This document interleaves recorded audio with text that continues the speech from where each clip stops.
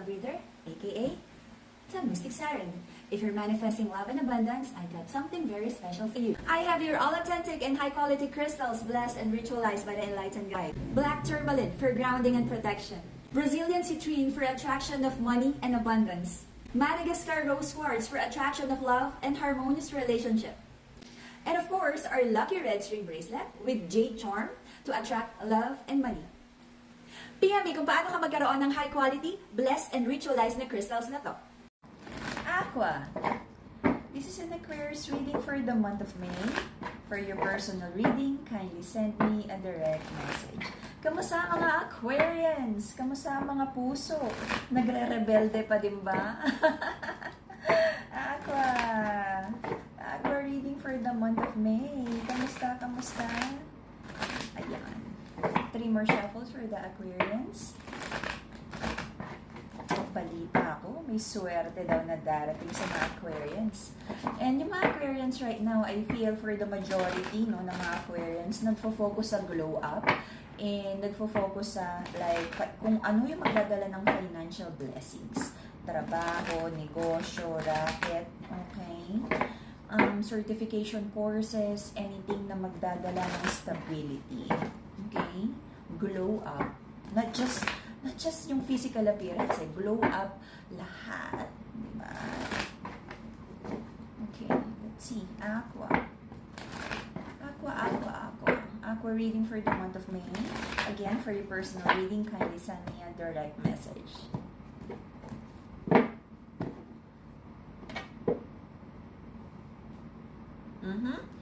The Emperor trying to, there's an energy of the Emperor here na like who wanna take a leap of faith with you. Could be dealing with a Libra. May Temperance card here. Medyo young yung energy. The Emperor wants a new beginning, clean slate, full energy. But it feels like, it feels like the Emperor, yung masculine energy here in this connection, parang ready na siya na to grow up, maging mas responsible partner para sa'yo. Kung ano man yung mga immaturity, ready na siya to walk away from that old habits. Okay? Though hindi madali, the Strength card is in reverse. It would be a struggle for the masculine na magkaroon ng positive transformation kasi parang nagkakaroon pa rin ng paulit-ulit, no? Sabihin natin, tinatry naman, but then biglang magugulat na lang, shocks, nagawa na naman ulit. Alright? But ang mahalaga is may willingness to walk away from an old energy na toxic, na hindi healthy for this relationship. Okay? The masculine energy also, marami siyang mga iniisip on how to make his finances stable. Maraming nakikilala, meetings, people, gatherings. The feminine energy then, somehow is marami ding wino-worry, maraming gustong i-build para sa sarili niya. I feel the energy is like your life, my life. Kasi parang yung masculine energy is busy siya building his empire, and then yung feminine energy din, sabi niya, sige, habang hindi pa naman okay tong relationship na ito, nagfo-focus din sa work. Okay? Right now, itong connection na to, walang plano, trying to heal, at ang dami pa rin past pains. Ang daming nangyaring hindi tama. May devil energy, ang toxic nung energy, nung connection, but I feel na may willingness, no, na ayusin to.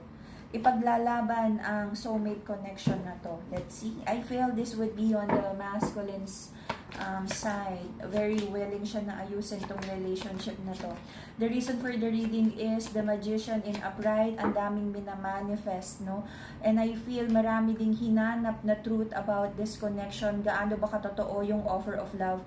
Kaya lang parang hindi masyadong maganda yung naging revelation. Parang nagkaroon ng realization that someone from this connection is parang medyo selfish yung energy. Okay?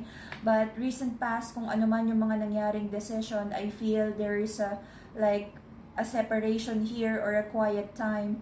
Nagkaroon naman parang blessing in disguise. Parang it feels like a victory na, makakabuti para sa inyong dalawa muna na na your life, my life muna. So maraming pinagpe-pray to connect with the intuition, to whether to have a new beginning, Okay, the Queen of Cups, the loving feminine energy is overthinking this. Gusto namang i-keep ng feminine energy tong connection na to. Ang dami niyang future plans, long-term plans. Gusto naman niya, but syempre, the feminine here wants to feel secured, na binavalue siya at kaya siyang ingatan nung masculine energy in this connection. Right now, sabi ng mga Aquarians, parang wala siyang makitang reason na makipag-ayos at to reconnect with the person. Okay? Right now. Okay? And Aquarian's person, hindi rin siya ready to talk. May habit of lying and not being honest. Woo! Kaya nagkakaroon ng conflict right now. Ang daming lies. Ang daming ginagawang storya na hindi tama. What's this? Anong meron sa person mo, Aqua? Bakit ganito? Ang daming lies.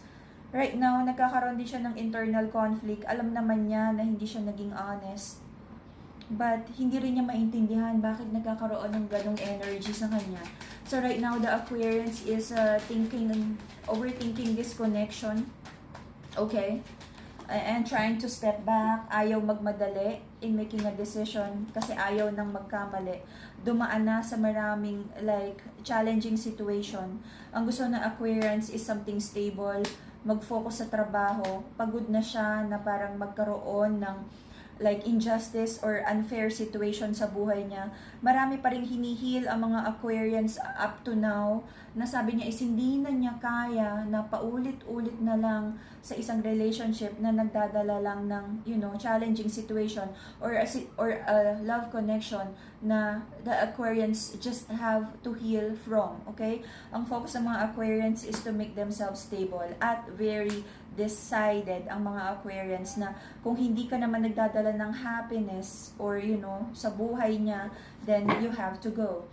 In the next 3 months, I feel magkakaroon pa rin ng quiet moments, disagreements, miscommunication, or block communication in this connection. But parang may energy of kailangan mag-usap.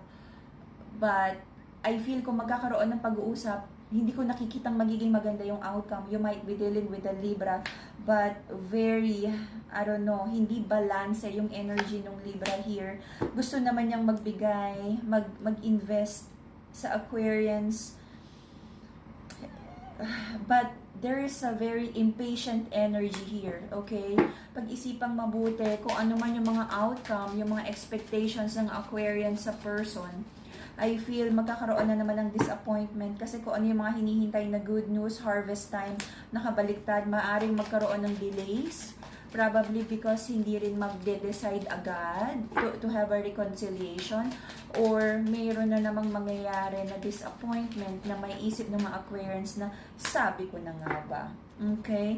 So magpo-focus ang mga Aquarians sa glow up. Sabi niya is makakabuti na, oh my goodness, Aquarians, kung ano yung mga hinihintay na blessings, malaking blessings, meron lang delays. Tandaan mo, Aquarians, kapag nag-focus ka sa sarili mo, sa glow up mo, may darating na swerte sa'yo. Reward ng universe. Claim it. Atin yan! And that is the Aquarian reading for the month of May. See you again in a few days for your June reading. Bye-bye, Aquarians. PM me for your personal readings at kung paano ka magkaroon ng blessed and ritualized na crystals na to if you're attracting love and money, abundance, and protection. Bye-bye, Aquarians.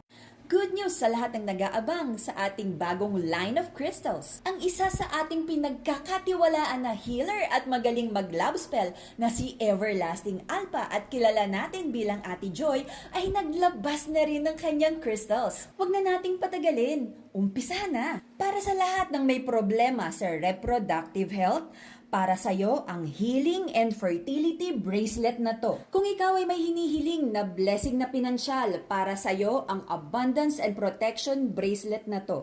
Elephants are known to be wise and strong. Ang Lucky Elephant bracelet na to ay magdadala sa iyo ng good luck, vitality, and protection. Isa pang pampaswerte, ang Lucky Money bracelet na to ay mag-a-attract ng abundance at prosperity sa kung sino mang may suot nito. Ang lahat ng bracelet na to ay na-cleanse at naorasyonan ng ating everlasting Alpha.